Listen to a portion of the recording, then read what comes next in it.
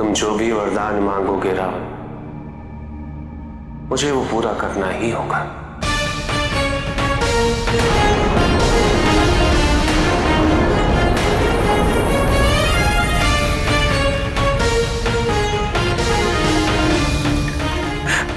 मैं धन्य हुआ प्रभु, मैं धन्य हुआ। आपको सदा के लिए पा लेना ही मेरा एकमात्र स्वप्न था।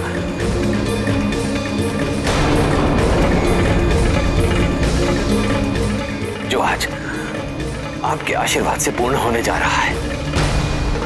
अवश्य रावण, मैं तुम्हें वरदान देता कि तुम सदैव मुझे अपने समीप अपने साथ रख सकोगे।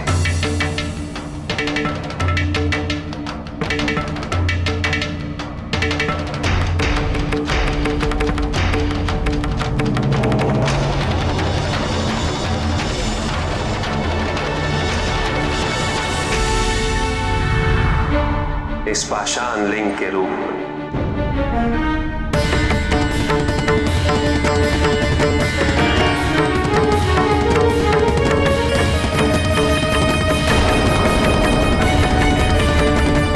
मैं इस विग्रह को अपनी ऊर्जा से परिपूर्ण कर दूंगा।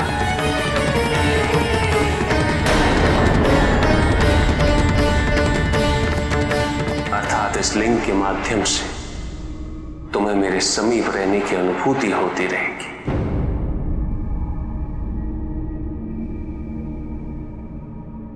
लो रावण। नहीं,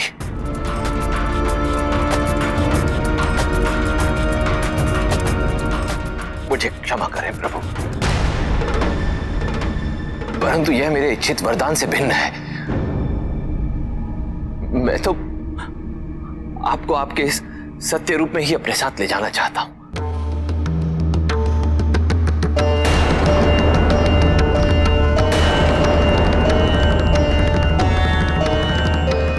यहां तो आप मेरे साथ अपने इसी प्रत्यक्ष रूप में चले,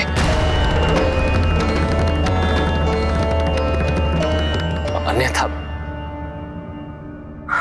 मुझे कुछ नहीं चाहिए। जो वरदान तुमने मांगा था मैं तुम्हें वही दे रहा हूं।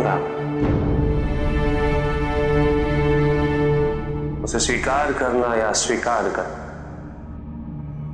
ये तुम्हारी इच्छा है।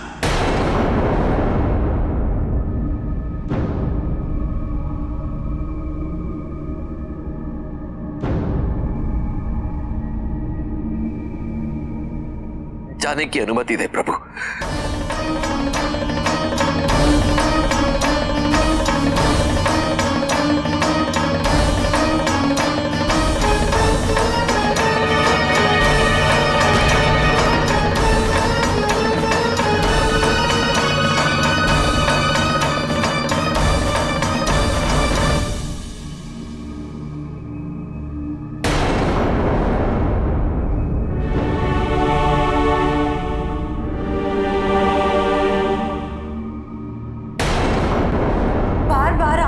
साथ लंका ले जाने की हट उचित नहीं है स्वामी।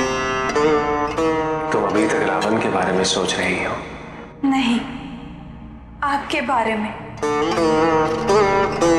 कि आप सदैव रावण को क्षमा कैसे कर सकते हैं। उसका ये हट भक्ति नहीं, उसका स्वार्थ है स्वामी। आप क्यों उसे बार बार अवसर देते हैं, क्यों नहीं रोकते उसे?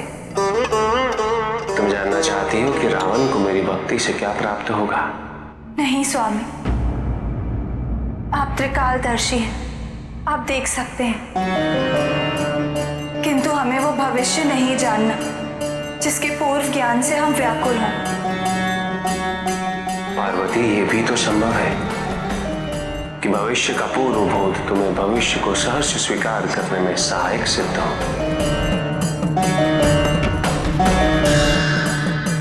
स्वामी, रावण लौट के आएगा, वो अवश्य लौट के आएगा। उसका हट इतनी शीघ्र शांत नहीं होगा। स्वामी, आपका भोला स्वभाव, करुणा, अपने भक्तों के प्रति प्रति आपकी सहनशीलता देखते हुए हमें भय है कि वो दिन दूर नहीं जब रावण आपको अपने साथ लंका ले जाएगा।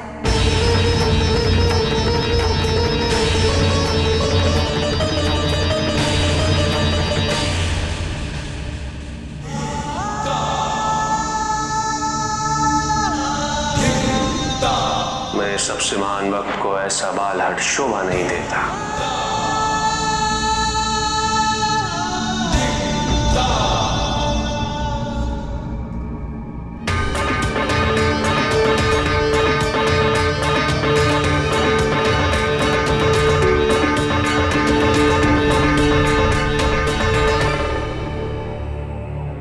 क्यों वानर, मेरा परिहास करने आया है? नहीं,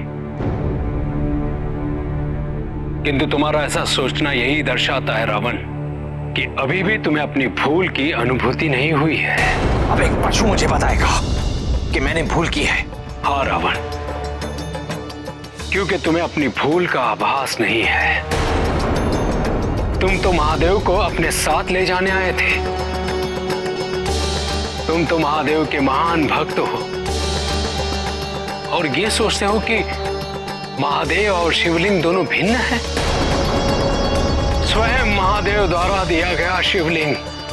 बताओ रावण, इस संसार में ऐसा कौन सा व्यक्ति है जिसे यह सौभाग्य प्राप्त हुआ है? बताओ। किंतु तुमने शिवलिंग को अस्वीकार करके अपनी मूढ़ता का प्रमाण दिया है। तुम जैसे विद्वान से मुझे ये कदापि अपेक्षा नहीं थी रावण।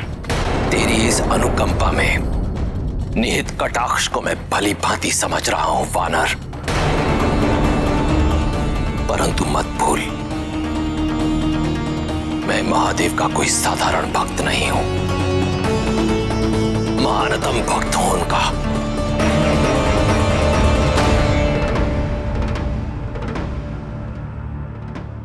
परंतु जब स्वयं प्रभु ने ही मेरी इच्छा पूरी करने से मना कर दिया,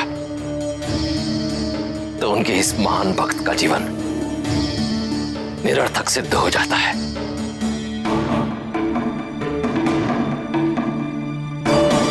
और इस निरर्थक जीवन का अंत करना अनिवार्य हो जाता है।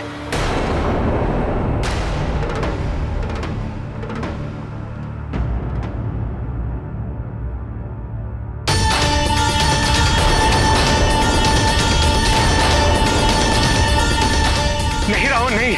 रुक जा नंदी, तुझे महादेव की भक्ति की सौगंध, मुझे अपने प्राण लेने से नहीं रोकेगा तू।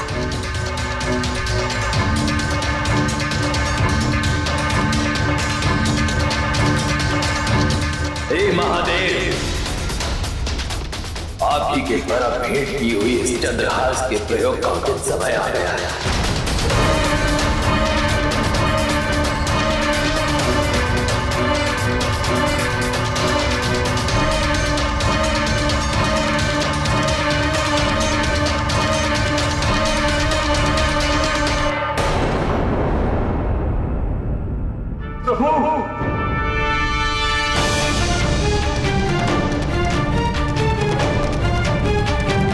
नहीं रावण, ये अनर्थ ना करो, ये अनर्थ ना करो रावण।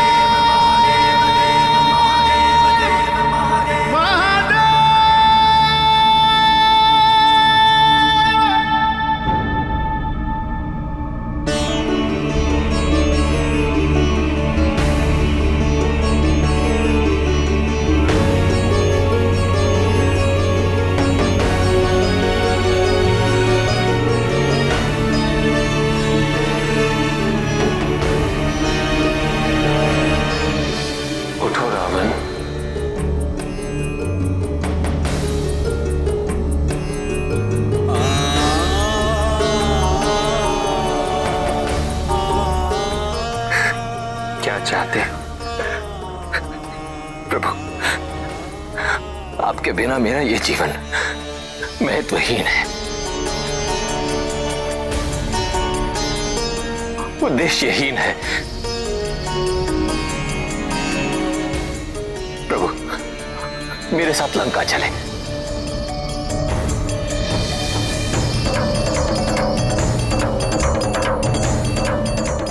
मैं आपकी सेवा करते हुए आपके चरणों में अपना जीवन समर्पित करने का अवसर चाहता हूं प्रभु। आपके बिना मेरा ये जीवन व्यर्थ है प्रभु। कृपया कह दे प्रभु, कृपया कह दे तथास्तु।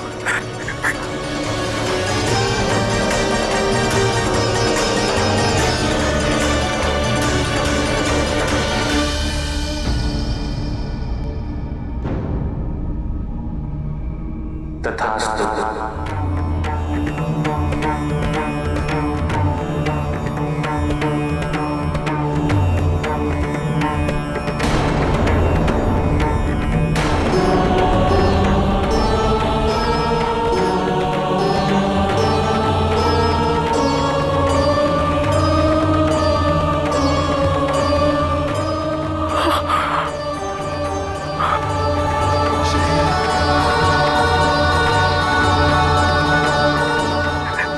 धन्य है आप प्रभु, धन्य है। अंततः मेरा अपनी भक्ति में विश्वास व्यर्थ नहीं गया।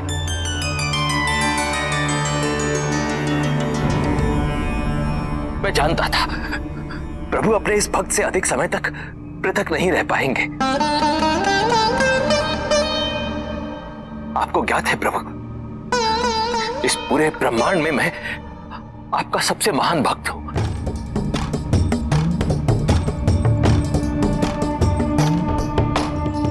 आपकी मुझसे अधिक सेवा करने का सामर्थ्य और किसी में नहीं है।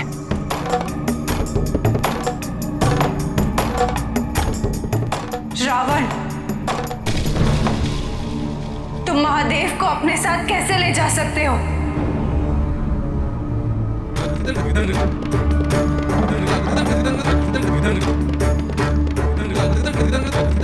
उनका दायित्व इस संसार के प्रति है, अपने अन्य भक्तों के प्रति है, अपने परिवार के प्रति है। कैसी भक्ति है तुम्हारी जो अपने आराध्य को उनके कर्तव्य से विमुख कर दे? क्षमा करें माता, परंतु मेरे आराध्य देवों के देव हैं।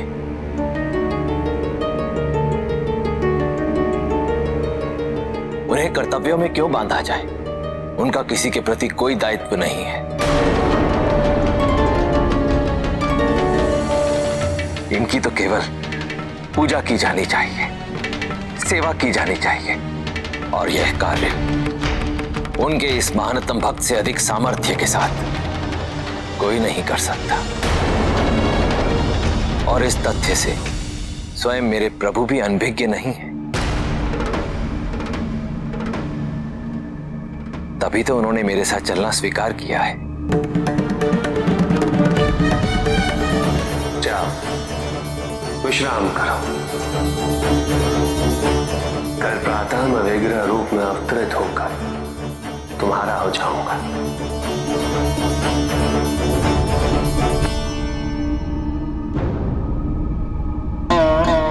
उसके पश्चात तुम मुझे यहां से ले जाकर जहां भी उतार दोगे मैं वहीं स्थापित हो जाऊंगा।